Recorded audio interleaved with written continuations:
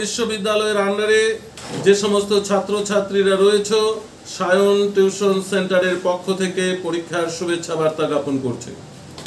আমরা আমাদের সেন্টারের তরফ থেকে তোমাদের পরীক্ষার জন্য রাত দিন সমস্ত শিক্ষক শিক্ষাকর্মী যারা রয়েছে আমরা কিন্তু পরিশ্রম করে চলেছি তোমাদের মঙ্গল কামনার্থে, তোমাদের ভালো রেজাল্টের প্রত্যাশায়।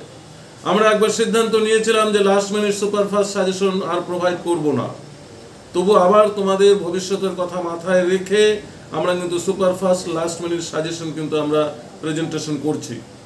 অতএব আমাদের চ্যানেলটাকে আরও এগিয়ে নিয়ে যাও, তোমরাও নিজেরা সাফল্যের পথে এগিয়ে যাও। আমরা ইউটিউবের মাধ্যমে বিভিন্ন সুপারফাস্ট সাজেশন প্রেজেন্টেশন অলরেডি করে দিয়েছি। ডিএসসি সাবজেক্টগুলো আগে করা হয়েছে। আমরা একে একে সেক যে বিষয়গুলো রয়েছে সেই বিষয়গুলিও আমরা সুপারফাস্ট সাজেশন প্রেজেন্টেশন করছি।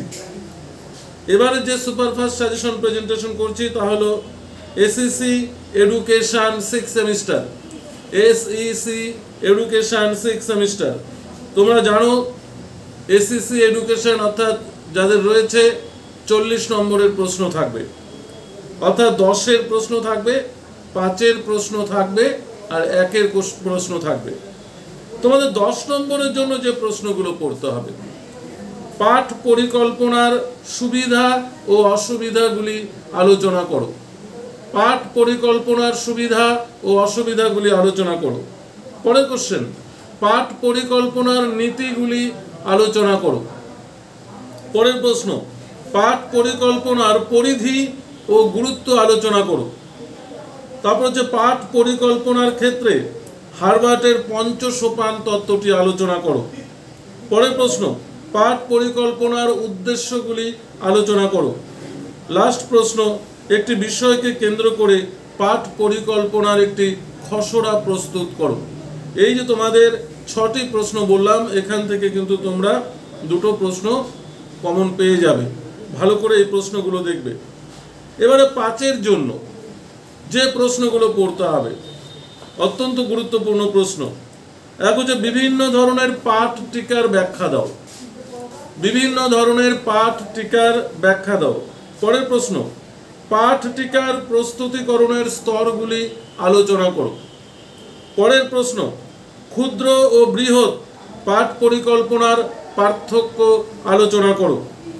পরের প্রশ্ন, পাঠ পরিকল্পনার পর্যায় বা শ্রেণী বিভাগগুলি আলোচনা করো। পাঠ পরিকল্পনার পর্যায় বা শ্রেণী বিভাগগুলি আলোচনা করো। এরপরে তোমাদের থাকবে 1-এর প্রশ্ন। 1-এর প্রশ্ন ওইভাবে কমন দেওয়া যাবে না, কারণ 1-এর প্রশ্ন তোমাদের সিলেবাসটা ধরে ধরে পড়তে হবে। তবু কিছু কিছু প্রশ্ন আমরা বলছি, এটা যে থাকবে এমন কোনো কথা নয়। তোমরা প্রশ্নগুলো বই থেকেও দেখে নেবে। যেমন ধরো, পাঠ পরিকল্পনার শ্রেণী বিভাগ বা পাঠ পরিকল্পনার 2টি বৈশিষ্ট্য লিখো, পাঠ পরিকল্পনার একটি সুবিধা বা অসুবিধা লিখো, কৃষ্ণ ফলকের 2টি বৈশিষ্ট্য লিখো, 5E মডেল কি, তারপর ধরো RCEM বলতে কি বোঝো, হার্ভার্ডের মতে পাঠ পরিকল্পনার ধাপগুলি কি কি, বা এরকমও দিতে পারে প্রথম ধাপের নাম কি, শেষের ধাপের নাম কি, বা পাঠ টিকা লিখিত 4টি উদ্দেশ্যের প্রথম উদ্দেশ্যটি কি, ইত্যাদি। এই ধরনের প্রশ্নগুলো কিন্তু তোমাদের দেখতে হবে, কারণ 1 নম্বরে কোনো প্রশ্ন হয় না। ভিডিওটি যদি ভালো লাগে অবশ্যই লাইক ও শেয়ার করবে, বন্ধুদের মধ্যে ছড়িয়ে দেবে। ধন্যবাদ।